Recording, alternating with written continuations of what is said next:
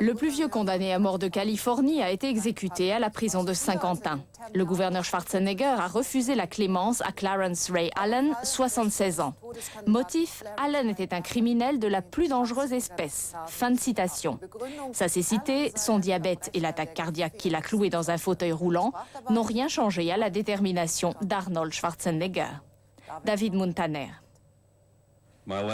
Mes derniers mots seront « Youpi, c'est un beau jour pour mourir. Merci, je vous aime. Au revoir ». Rapportés par un responsable de la prison, ces mots sont ceux de ce vieux monsieur, Clarence Ray Allen, condamné à mort puis exécuté par injection de produits mortels, tôt ce matin.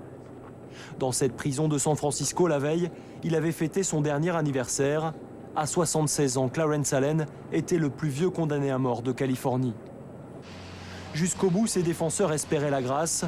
Une fois encore, Arnold Schwarzenegger, le gouverneur de Californie, la lui a refusé.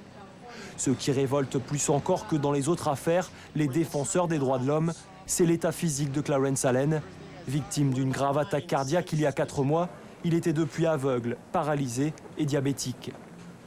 Pour autant, Clarence Allen n'était pas un ange, il a même eu une jeunesse turbulente. Emprisonné à vie pour meurtre dans les années 80, il se paye les services d'un tueur à gages et fait supprimer 3 des personnes qui ont témoigné contre lui.